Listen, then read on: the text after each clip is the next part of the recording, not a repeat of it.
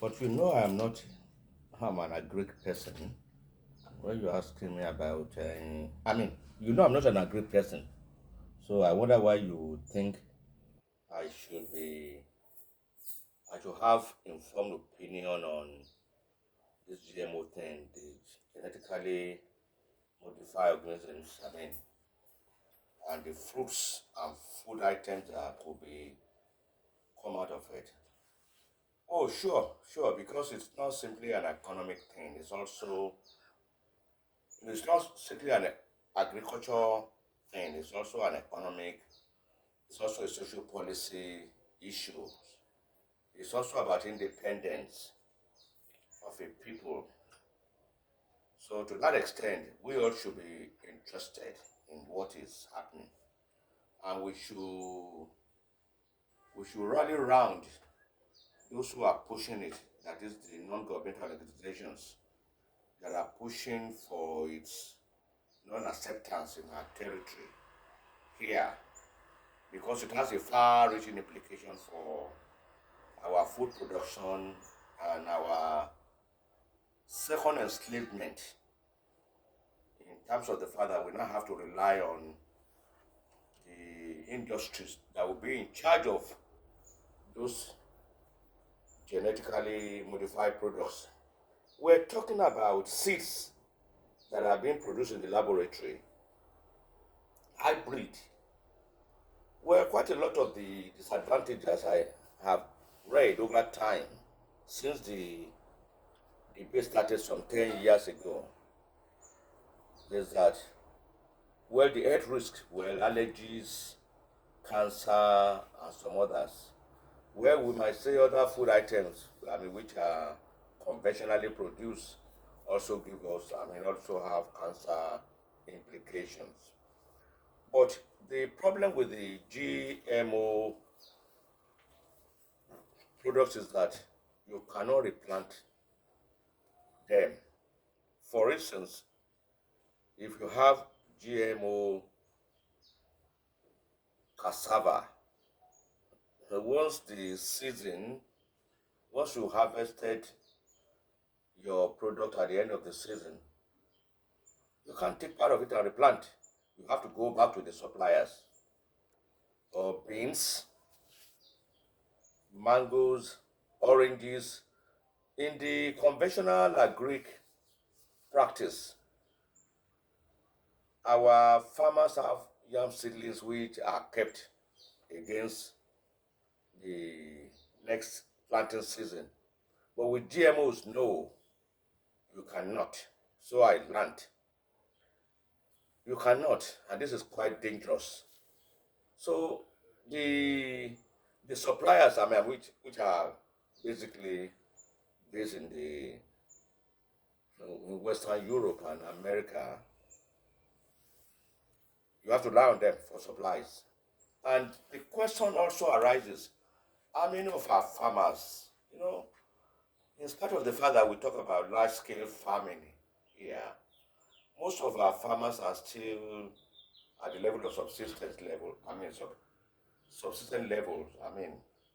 They produce maybe 2 acres of, to supply their food items. And right now, that quite a lot of people are being encouraged to go into farming in their compounds. I know people now planting used tires, plastics within their compound, and little soil. You're going to get those ones out of business.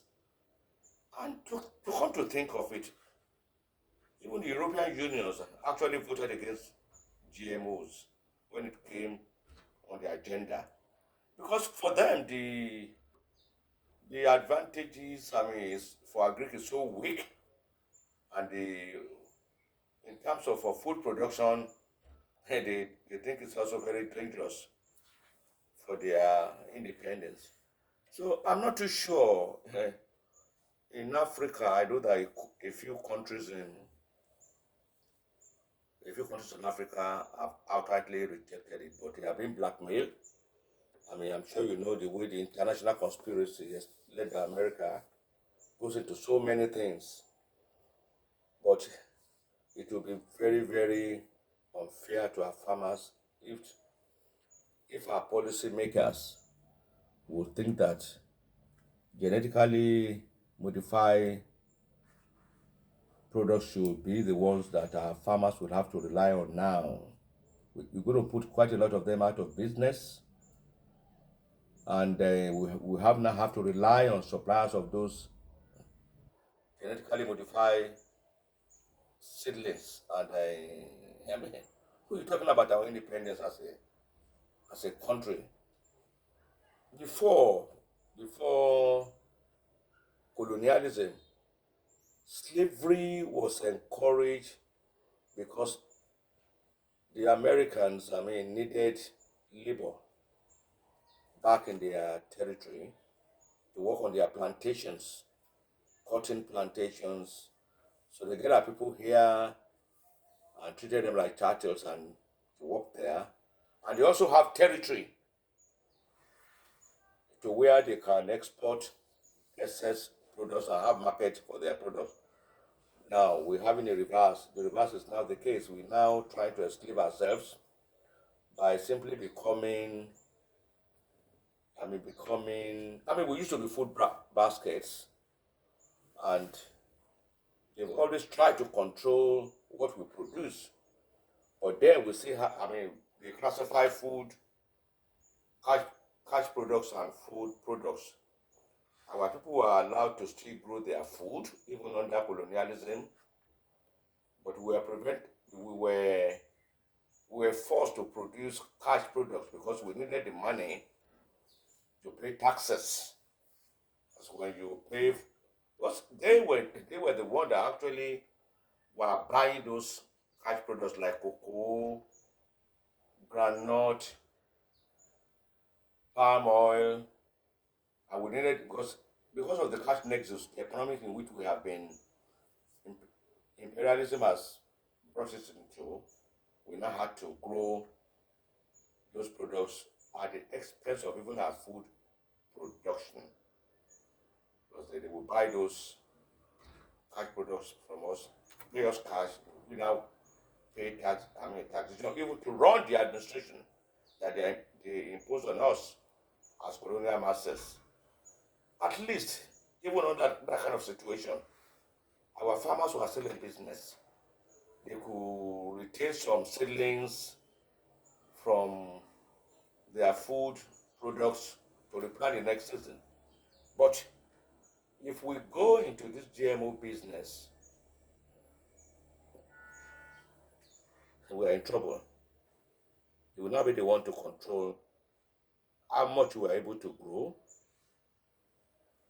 Apart from the fact that even if you apart from the fact that most of the farmers will not even be able to afford to buy as much as they will need, production will reduce. And then I also got to know that the soil will not no longer accommodate the regular agricultural seedlings because the effect of the GMOs will have modified the soil also. So I think we need to be very careful. This thing is not even. I hear people not oh, we need to be cautious. The world is going GMOs. Therefore, Nigeria shouldn't be left behind. It will increase food production in terms of our large population. But the food production isn't because people are no longer planting. No. Let government fix the insecurity that are driving farmers out of their farmlands. People will produce what enough to eat. So we can no longer now to substitute unwillingness. Yes, because terrorism has become a business. So we now was in the Kaduna State or Zamfara who was telling us that it's like a kind of industry now, telling us the caliber of people that are involved in mandatory. So we are not too. We thought about whether we couldn't farm, and that then we need now to use GMO as a substitute for our inability or unwillingness to tackle insecurity that should allow our farmers to be stable in the farms. So don't let us destroy ourselves. So it's not about being cautious. No, it's about outright rejection. Why are we not? Why are we then? Why are we rejecting homosexuality? Because we said it doesn't agree with us. But it's been done abroad. I mean, those who are selling you GMOs are also in it. So if you can ignore that because it doesn't get with our own cultural and traditional ethos and etiquette, we're not pushing an argument for GMOs. No, it's a way to enslave ourselves, and I don't think we should go that route. Please, thank you.